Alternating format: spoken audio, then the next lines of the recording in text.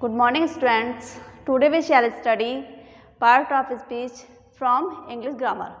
तो आज हम पढ़ेंगे इंग्लिश ग्रामर के अंतर्गत part of speech.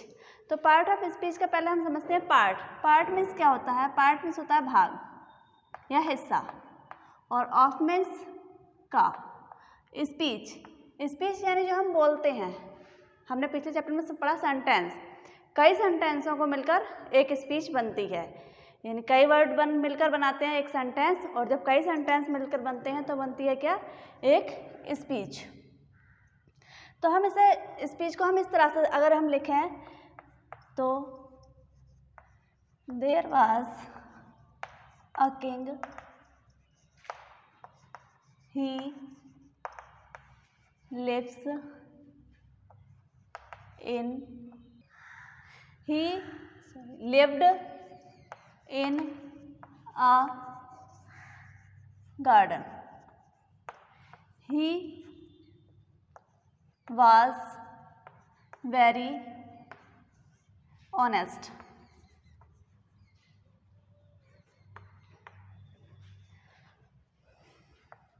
He had two sons. Alas,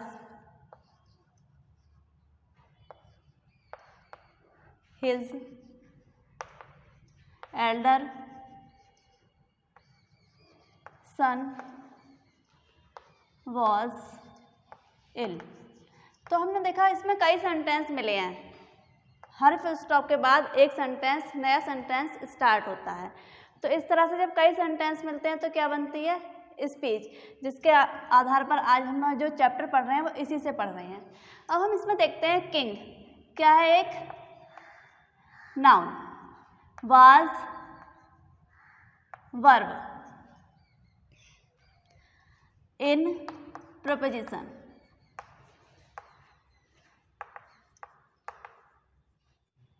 he pronoun,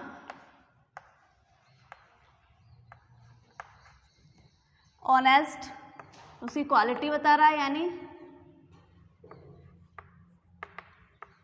adjective. तो इस तरह से हमने क्या पढ़ा? Noun, pronoun, preposition, adjective, verb, और ये एलाज यानी इंटरजेक्शन.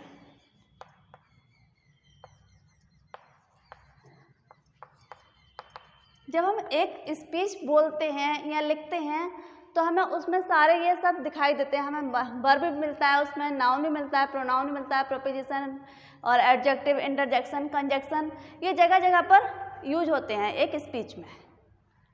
सेंटेंस के अंदर एक स्पीच में ये जगह जगह पर यूज होते हैं. अब पार्ट ऑफ स्पीच में हम पढ़ते हैं कितने प्रकार की होती हैं.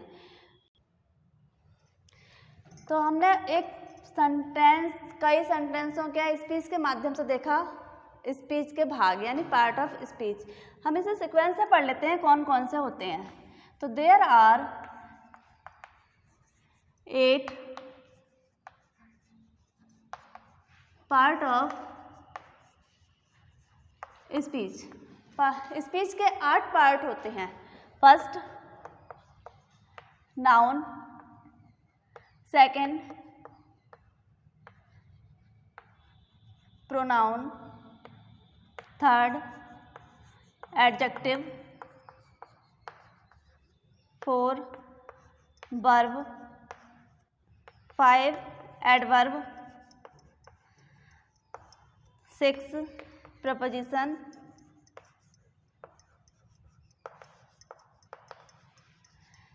7 कंजक्शन और 8 इंटरजेक्शन.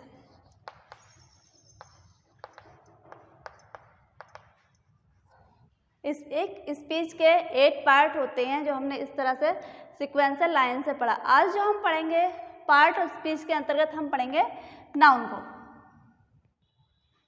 तो पार्ट ऑफ स्पीच के अंतर्गत हम पढ़ेंगे नाउन. नाउन क्या होता है? कोई भी नाम वाले वस्तु, स्थान, यानी जिसका कोई नाम होता है वो नाउन होता है. अगर आपका नाम है राहुल, रोहन, कुछ भी है तो वो क्या है? नाउन है. और अगर हम ये कहें पेन, अगर हम इसे पेन बुलाते हैं, इस लिखने वाली वस्तु को हम पेन नाम से बुलाते हैं, यानी इसका नाम पेन है, तो ये भी क्या है, नाउन है। जिसे हम पढ़ते हैं उसे हम क्या बुलाते हैं, बुक, तो ये बुक भी हमारी क्या है, नाउन है। तो जितनी भी नाम वाली वस्तुएं होती हैं, स्थान होते हैं, उसे हम क्या बोलते हैं, noun. Naming words are called noun. अगर हम शॉर्ट में बोलेंगे नाम वाले शब्दों को हम क्या बोलते हैं, नाउन। नाउन हमारी फीलिंग्स भी हो सकती हैं, हमारे विचार भी हो सकते हैं नाउन, और कोई भी वस्तु है वो क्या है, नाउन। तो नाउन क्या हम अगर हम लिखें तो हम क्या कर सकते हैं, naming words are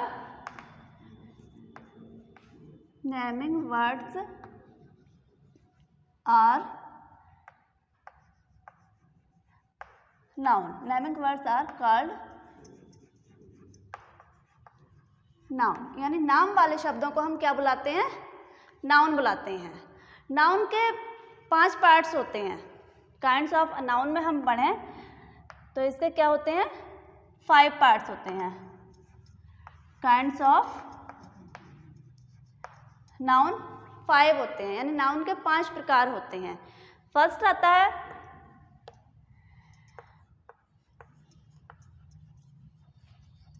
proper noun. Proper noun यानी स्पेशल नेम, जिसकी तरह का कोई दूसरा नाम ना हो। अगर हम बोले प्रॉपर नाउन में राम, तो राम अपनी तरह के अकेला, यानी किसी भी पर्सन का नाम जो होगा वो किस में आएगा, प्रॉपर नाउन में आएगा। स्थान, अगर हम बोले बिलारी, तो बिलारी एक ही है, यानी बिलारी का एक ही नाम है, तो बिलारी भी हमारा क्या आएगा, प्रॉपर नाउन में। तो और इसके अलावा अगर हम बोलें रामायण, यानी एक ही तरह की बुक है रामायण, तो रामायण भी क्या होगी हमारी, प्रॉपर नाउन। यानी स्पेशल प्लेस, स्पेशल पर्सन या स्पेशल थिंग्स के नाम को हम क्या बोलते हैं, प्रॉपर नाउन। जो अपनी तरह का अकेला हो, उसकी तरह दूसरा कोई ना हो या दूसरा कोई नाम ना हो, तो वो क्या होगा हमारा, प्रॉपर नाउन। सेकंड आता है कॉमन नाउन।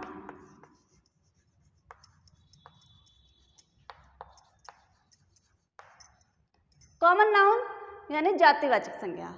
कॉमन नाउन में हमारा क्या आएगा, बॉय, यानी बहुत सारे होते हैं, उनकी एक क्या होती है, जाति होती है, जिसे हम बोलते हैं कॉमन नाउन में बॉय। गर्ल, गर्ल भी क्या आएगी हमारी, कॉमन नाउन में। अगर इसका कोई नाम है, यानी अगर हम इसे बोलते हैं रीता या रोहन, तो ये क्या, ये जो नाम इसका बन जाएगा स्पेशल, तो ये किस में आ जाएगा, प्रॉपर नाउन में। लेकिन हम इसे अगर बॉय से बुलाते हैं, गर्ल से बुलाते हैं, सिटी से बुलाते हैं, अगर किसी स्थान को हम सिटी बोलते हैं, यानी सिटी बहुत सारी होती हैं, तो वो किसके अंतर्गत आएगा, हमारा कॉमन नाउन के अंतर्गत। हमने देखा रामायण हमारा प्रॉपर नाउन है, लेकिन अगर हम कहेंगे बुक, तो बुक बहुत सारी होती हैं, किसी भी प्रकार की हो सकती हैं, तो बुक किस में आएगा, कॉमन नाउन में। अगर उसका नाम है तो वो प्रॉपर नाउन में। इसके बाद तीसरा आता है हमारा कलेक्टिव नाउन।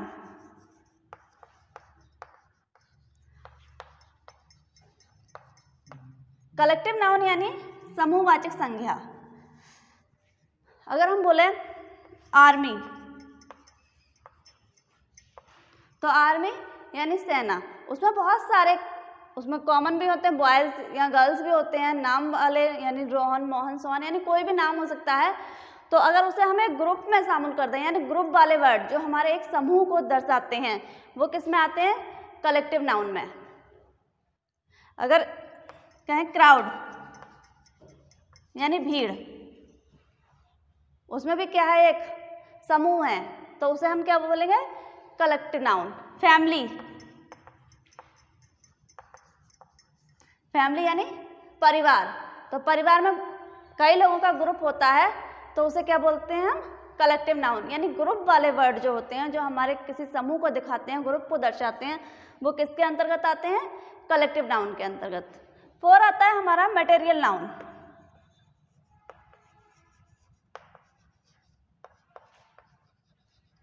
मटेरियल नाउन बोलते हैं पदार्थवाचक संज्ञा, जैसे प्लास्टिक, प्लास्टिक से बाल्टी बनती है, टब बनता है, या हमारा टीवी भी बनता है, जो हम फ़ोन सुनते हैं उस पर वो कवर चढ़ाते हैं प्लास्टिक का, तो हमारा प्लास्टिक यानी जिस धातु से हम बहुत सारी चीज़ें बना सकें वो क्या कहलाती हैं? मटेरियल नाउन, पदार्थवाचक संज्ञा। इसमें अगर हम एग्जाम्पल लें आयरन, आयरन यानी लोहा, लोहे से चेयर, टेबल, विंडो, डोर यानी बहुत सारे सामान बनाए जा सकते हैं एक मटेरियल से यानी पदार्थ से। तो अगर हम इसमें आयरन में चेयर बोलें तो चेयर कॉमन नाउन में आ जाएगी, लेकिन आयरन है तो क्या है ये? Material noun. मिल्क, मिल्क से दैनिक जीवन की बहुत सारी वस्तुएं बनाई जाती हैं, जैसे घी बनाते हैं मिल्क से, बटर बनता है मिल्क से, मक्खन, और आपकी जो मिठाइयाँ बनती हैं वो भी किससे बनती हैं? मिल्क से बनती हैं। तो मिल्क क्या हो गया हमारा? Material noun. गोल्ड, गोल्ड यानी सोना, उससे हम रिंग बनाते हैं, नोजपिन बनाते हैं, हार बनाते हैं गले में पहनने वाला। तो इस तरह से गोल्ड भी क्या हो गया? Material noun. कहने का मतलब है किसी एक वस्तु से अनेक वस्तु बनाई जाएं तो जो मेन वस्तु होगी यानी जो थिंग्स होगी मेन, तो वो किस में आएगी? हमारी मटेरियल नाउन में। नंबर 5 होता है एब्स्ट्रैक्ट नाउन। एब्स्ट्रैक्ट नाउन यानी भाववाचक संज्ञा, फीलिंग्स, जो हमारी फीलिंग्स या गुण को या हमारी जो क्वालिटी होती है उन को दर्शाते हैं जो वर्ड्स, वो आते हैं एब्स्ट्रैक्ट नाउन में। ब्यूटी, एग्जाम्पल के लिए हम लेते हैं ब्यूटी यानी सुंदरता, ये क्या दर्शाती है? हमारे क्वालिटी दर्शाती है ब्यूटी। चाइल्डहुड, चाइल्डहुड यानी बचपन, क्या दर्शाता है? हमारा अवस्था दर्शाती है। ऑनेस्टी, हमारी फीलिंग्स दर्शाते हैं। तो जो शब्द हमारी क्वालिटी, फीलिंग्स और अवस्था यानी एज दर्शाते हैं, स्थिति दर्शाते हैं, तो वो शब्द किस में आते हैं? एब्स्ट्रैक्ट नाउन में। तो हमने पढ़े काइंड्स ऑफ नाउन, नाउन के 5 प्रकार होते हैं, proper noun, common noun, collective noun, material noun और एब्स्ट्रैक्ट नाउन। अब नाउन के अंतर्गत ही आते हैं जेंडर और नंबर। तो अब हम आगे पढ़ेंगे जेंडर और नंबर। नाउन के अंतर्गत हम पढ़ेंगे नंबर यानी वचन। तो हमारे इंग्लिश में नंबर 2 प्रकार के होते हैं। There are 2 number. फर्स्ट होता है सिंगुलर नंबर,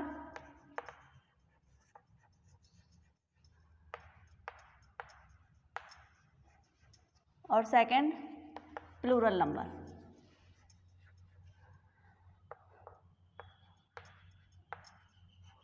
सिंगुलर नंबर अगर हम एक की बात करें तो क्या होगा? उसे क्या बोलेंगे? Singular number. अगर एक से अधिक हों, 2 या और 2 से भी अधिक हों, तो वो किस में आएंगे?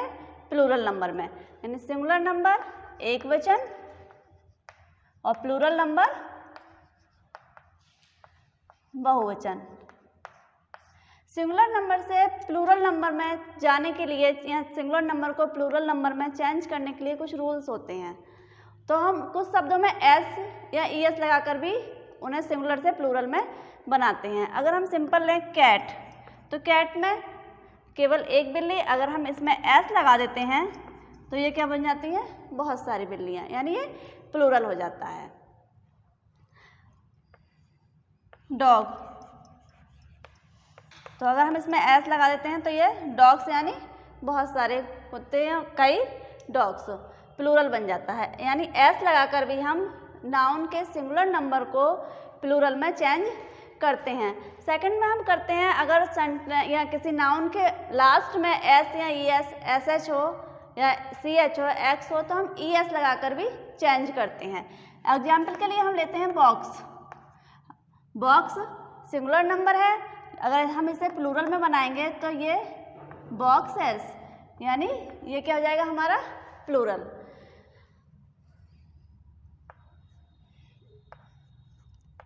ब्रुश, इसमें एस एच है और हम इसे प्लूरल में बनाएंगे तो क्या? S H E S, brushes. तो हम सिंगुलर से प्लूरल नंबर बनाने के लिए ई एस भी लगाकर चेंज करते हैं। फिर आते हैं नाउन के अंत में अगर वाई हो, यानी अगर कोई शब्द है, जैसे हम बोले सिटी, सिटी का हम प्लूरल में चेंज करेंगे तो हम इसमें क्या लगाएंगे, IES, CITIES। लेकिन इसमें एक, अगर हम इसमें कहें बॉय, अब इसके लास्ट में भी वाई है, ये भी वाई है, तो क्या इसमें भी IS लगाएंगे? नहीं। जब वाई से पहले कोई भी वॉवेल आता है तो हम उसमें केवल S लगाते हैं, यानी बॉयज। अगर वाई से पहले कॉन्सोनेंट है तो हम उसे चेंज करेंगे IES लगाकर, और वाई से पहले वॉवेल है तो हम उसे चेंज करेंगे S लगाकर।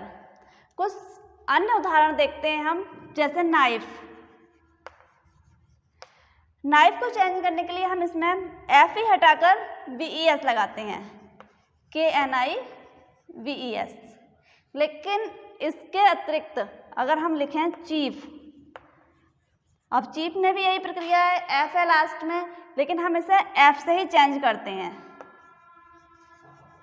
तो इंग्लिश में कुछ वर्डों में अपवाद होता है, रूल सेम काम नहीं करता। तो इस तरह हम सिंगुलर नंबर को प्लूरल में चेंज करते हैं। तो हम पढ़ेंगे अब जेंडर। नाउन के अंतर्गत ही आते हैं हमारे जेंडर, यानी लिंग। जेंडर कहते हैं जो हमें स्त्री या पुरुष जाति का बोध कराते हैं, जिससे हम, जिन शब्दों से हमें पता लगता है कि ये स्त्री या लड़की का है या पुरुष या लड़के का है, नाम है, तो वो वाले वर्ड क्या कहलाते हैं, हमारे जेंडर यानी लिंग। जेंडर हिंदी में 2-3 होते हैं, स्त्रीलिंग, पुल्लिंग और उभयलिंग। लेकिन हमारे इंग्लिश में जेंडर क्या होते हैं, 4 होते हैं। पहला मैस्कुलिन जेंडर यानी पुल्लिंग। मैस्कुलिन जेंडर वो होते हैं जो पुरुष जाति का यानी लड़के का बोध कराते हैं। दूसरा आता है फेमनाइन जेंडर। फेमनाइन जेंडर यानी स्त्रीलिंग। वे नाउन वर्ड या वे नाउन शब्द जो किसी स्त्री, लेडी का बोध कराते हैं या स्त्री जाति का बोध कराते हैं। स्त्री जाति का मतलब, स्त्री जाति किसी जानवरों में भी हो सकती हैं, जैसे कैट है, काऊ है। तो जो इन शब्दों का, इन नाउन्स की हमें जानकारी देते हैं, या इन शब्दों को हम क्या बोलते हैं, फेमनाइन जेंडर। थर्ड आता है कॉमन जेंडर। कॉमन जेंडर यानी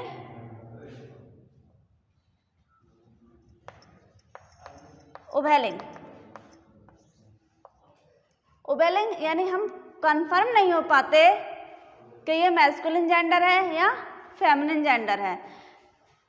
हमें उन शब्दों में क्रिएट नहीं हो पाता कि वो मैस्कुलाइन जेंडर है या फेमिनाइन जेंडर है, तो उन वाले शब्दों को क्या बोलते हैं हम, कॉमन जेंडर। 4 आता है न्यूटर जेंडर। न्यूटर जेंडर नपुंसकलिंग यानी निर्जीव वस्तुओं को हम क्या बोलते हैं, न्यूटर जेंडर। अगर हम इसे एग्जाम्पल से समझें, जैसे बॉय, सेकंड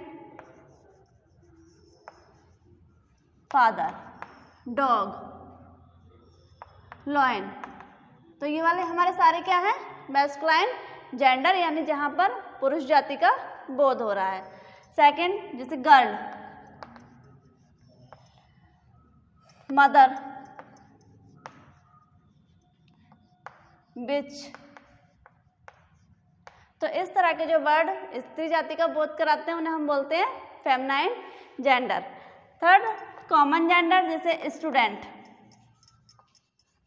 स्टूडेंट में हम कंफर्म नहीं हो पाते कि ये बॉयज है या गर्ल, यानी स्त्री जाति का है या पुरुष जाति का, तो हम बिल्कुल कंफ्यूजन जहाँ होती है वहाँ पर क्या होता है, कॉमन जेंडर। स्टूडेंट, टीचर,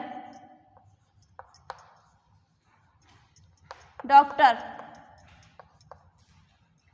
तो इस तरह के वर्ड क्या कहलाते हैं, कॉमन जेंडर।